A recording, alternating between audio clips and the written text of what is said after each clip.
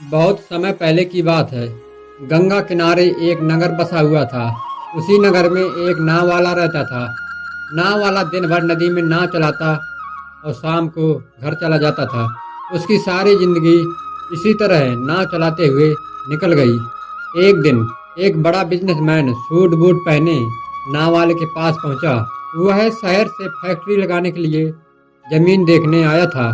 वह दिखने में ही शहरी बाबू लग रहा था। उसकी पर्सनालिटी से ही उसकी अमीरी झलक रही थी। बिजनेसमैन आदमी ने नाव वाले को बुलाया और कहा कि मुझे नदी के उस पार जाना है। क्या आप नदी के उस पार छोड़ सकते हैं? हम आपको आपकी पूरी मंजूरी देंगे, क्योंकि सड़क के रास्ते से जाने में हमें बहुत लंबा पड़ेगा। इसलिए हम नाव के द्वारा नदी पार करना चाहते हैं। नाव वाला साहब को एक टक देख रहा था और सोच रहा था कि आज कई दिनों बाद शहर का कोई शहरी बाबू मिला है। बिजनेसमैन ने कहा, क्या सोच रहे हो? नाव वाले ने कहा, कुछ नहीं साहब, ये मैं आपको छोड़ देता हूँ। दोनों नाव में बैठ गए और नाव वाला नाव को चलाने लगा। नाव में बैठने के थोड़ी ही देर बाद बिजनेसमैन ने कहा, पता है तेरी नाव में कौन बैठा है? तो नाव वाले ने कहा, नहीं साहब, मुझे नहीं पता कि आप कौन हैं। फिर बिजनेसमैन ने कहा, अरे तू अखबार नहीं पढ़ता क्या? मेरी हर दूसरे दिन ही खबर छपती है। नाव वाले ने कहा, आप क्या बात कर रहे हो? मैं तो पढ़ा लिखा हूँ नहीं, ना मुझे पढ़ना लिखना आता है। मैं अखबार कहाँ से पढ़ूंगा? साहब, मुझे कहाँ पढ़ना लिखना आता है। जब मैं छोटा सा था अभी मेरे माता पिता चल बसे थे और मैं अकेला ही रहता हूँ। मैं अपना पेट पालने के लिए बचपन से ही काम में लग गया था।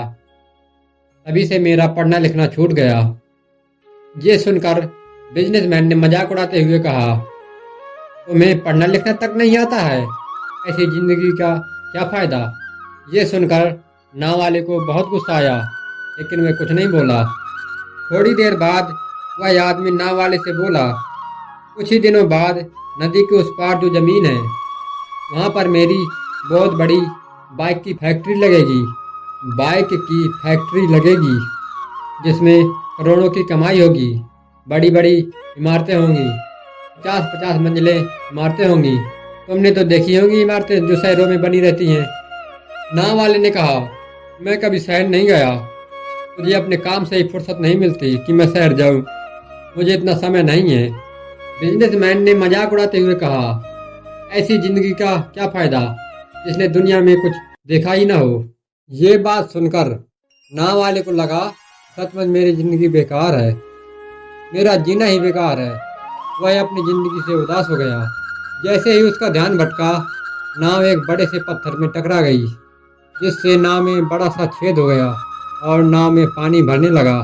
नाव वाले ने देखा नाव अब डूबने वाली है। वह नाव से कूदने लगा। अभी उसने बिजनेसमैन से पूछा, साहब आप तैर तो लेते हैं ना? उसने कहा, ऐसा क्यों पूछ रहे हो? नाव वाले ने कहा, साहब नाव में छेद हो गया है, थोड़ी ही देर में नाव डूब जाएगी। मैं तो कूद रहा हूँ, आप भी कूद जाओ। ये सुनकर बिजनेसमैन के होश उड़ गए। उसने कांपते हुए कहा, मुझे तैरना नहीं आता है। नाव वाले ने हंसकर कहा, ऐसी जिंदगी का क्या फ़ायदा जो अपनी जान न बचा सके, जिसको तैरना ही नहीं आता हो। बिजनेसमैन को अपनी गलती का एहसास हो गया।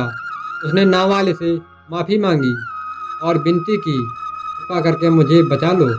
नाव वाले ने हंसकर कहा, मुझे तैरना ही नहीं बल्कि डूबते हुए लोगों को बचाना भी आता है। आप चिंता न करें, मैं आपको सकुशल नदी के उस पार कर दूंगा। नाव वाले ने बिजनेसमैन को सकुशल नदी के उस पार पहुंचा दिया।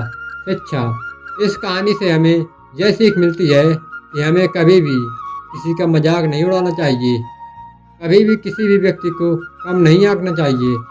पता नहीं ज़िंदगी में तो हमें किस व्यक्ति की ज़रूरत पड़ जाए।